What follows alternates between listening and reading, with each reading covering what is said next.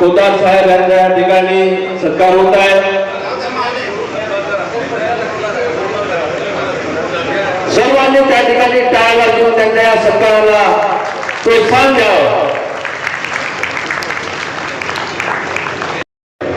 विधान परिषदेचे लोकप्रिय आमदार सन्माननीय डॉक्टर पोदार साहेब यांच्या नागरी सत्काराकरिता आमंत्रित करतो। काटोल नगरपालिकेचे सर्व काटोल नगरपालिकेच्या आमच्या विरोधी पक्ष नेत्या, त्याचबरोबर काटोल नगरपालिका आज काटोल मध्ये विधान परिषदेचे नवनिर्वाचित विधान परिषद सदस्य डॉक्टर राजूजी पोदार यांचा या ठिकाणी सत्कार झालेला आहे। सर, या सत्काराविषयी काय सांगू शकाल? या काटोल विधानसभा क्षेत्रातर्फे माझा आज नागपूर स्थानिक स्वराज्य संस्था मतदारसंघातून विधान परिषदेवर निवड झाल्यामुळे जाहीर नागरी सत्कार या ठिकाणी करण्यात आला आणि निश्चितपणे याबद्दल मी सर्व पदाधिकारी, सन्माननीय आमदार चरणसिंग ठाकूर आणि सर्व कार्यकर्ते यांना मनापासून धन्यवाद देतो। आणि मला माहिती आहे की मी संपूर्ण नागपूर जिल्ह्यामध्ये गेल्या 35 वर्षापासून काम करत असताना कार्यकर्त्यांच्या अपेक्षा आहेत, जनतेच्या अपेक्षा आहेत, तळागाळातल्या माणसाच्या अपेक्षा आहे आणि विकासाचं राजकारण करत विकास सुद्धा त्या ठिकाणी करायचा आहे। हे सगळं काम येणाऱ्या काळामध्ये करत विधान परिषदेमध्ये गरीब माणसाचा आवाज बुलंद करण्याचं काम मी येणाऱ्या काळामध्ये करेल असा विश्वास या ठिकाणी व्यक्त करतो। या नागपूर जिल्ह्यासह स्थानिक स्वराज्य संस्थाचा जो विधान परिषदेमध्ये आपण प्रतिनिधित्व करत आहे, आपलं या भागामध्ये जिल्ह्यामध्ये कसं नियोजन राहणार आहे? एकीकडे 29 नगरपालिका नगरपंचायती आहेत, दुसरीकडे नागपूर महानगरपालिका आहे। त्यामुळे त्या ठिकाणचे जे ज्वलंत प्रश्न आहेत, जे अनेक वर्षापासून रखडलेले आहेत, ते प्रश्न सोडवण्याकडे मी लक्ष देणार आहे। आणि हे करत असतानाच त्या ठिकाणी ग्रामीण भागाशी सुद्धा मी कनेक्टेड आहे आणि शेवटी जिल्हा परिषद, पंचायत समिती हे सुद्धा माझे वोटर आहेत आणि त्यामुळे आज जरी ते अस्तित्वात नसले तरी त्याहीकडे विशेष लक्ष देऊन अनेक वर्षापासूनच्या ज्या प्रलंबित समस्या आहेत, जनतेला भेडसावणाऱ्या समस्या आहेत, त्या समस्या सोडवण्याचं काम मी निश्चितपणे करेल। आणि मग शेतकरी असो, कामगार असो, शेतमजूर असो, महिला असो, युवक असो, अनुसूचित जाती, जनजाती, त्या ठिकाणी आदिवासी, ओबीसी, इतर मागासवर्गीय, या सगळ्यांना न्याय देण्याचं काम मी येणाऱ्या काळामध्ये निश्चितपणे करेल।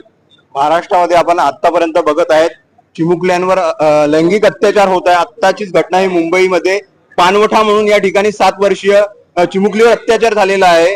या अत्याचारांना अंकुश लावण्यासाठी आपले काय प्रयत्न राहणार आहेत? आपल्याला माहिती आहे की ही अतिशय दुर्दैवी आणि घृणास्पद घटना आहे आणि यापूर्वी एक घटना घडली होती। एका बालिकेवर त्या ठिकाणी अत्याचार करत तिचा खून करण्याचं काम एका नराधमाने केलं होतं।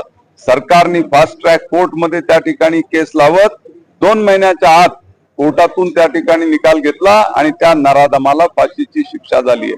आणि म्हणून कायद्याचा वचक निर्माण करण्याचं काम त्या ठिकाणी करत असे जे नराधम आहे त्यांना कठोरातली कठोर शिक्षा करण्याचं काम आमचं सरकार येणाऱ्या काळामध्ये निश्चितपणे करेल आणि अशा घटना घडता कामा नये यासाठी सुद्धा उपाययोजना सरकार करेल असा मला विश्वास आहे।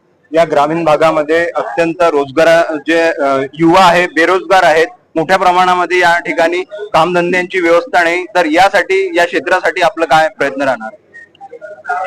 ग्रामीण भागामध्ये रोजगाराची निर्मिती झाली पाहिजे, यासाठी एकतर आपण स्वयंरोजगाराकडे लोकांनी वळलं पाहिजे। आधुनिक पद्धतीनं शेती करत शेतीचा व्यवसाय पूर्णपणे न सोडता या शेतीला चांगल्या पद्धतीनं कसं करता येईल आणि शेती फायद्यामध्ये कशी आणता येईल याकडे लक्ष दिलं पाहिजे। आणि सोबतच जे शिकलेले आहेत, जे उच्च शिक्षित आहेत, त्यांना त्या ठिकाणी नोकरीची संधी मिळाली पाहिजे। यासाठी आता नागपुरात तर एकाहून एक प्रोजेक्ट येत आहेत। आमच्या काटोलमध्ये, सावनेरमध्ये मोठे मोठे प्रोजेक्ट आणण्याचा मानस आमचा आहे। आपल्याला माहिती आहे की सावनेरमध्ये आता 6000 हेक्टरवर त्या ठिकाणी एक डिफेन्स न्यूक्लिअर चा एक मोठा प्रोग्राम आणि एक मोठा प्रकल्प त्या ठिकाणी येतोय।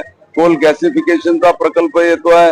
लॉजिस्टिक पार्कच्या माध्यमातून आपण रोजगार देण्याचं काम करतोय आणि त्यामुळे अनेक नवीन उद्योजक या ठिकाणी येत आहेत आणि त्या माध्यमातून नवनवीन इंडस्ट्री काढत MIDCचा विस्तार करण्याचं काम आणि लोकांच्या हाताला रोजगार देण्याचं काम आपण करतोय.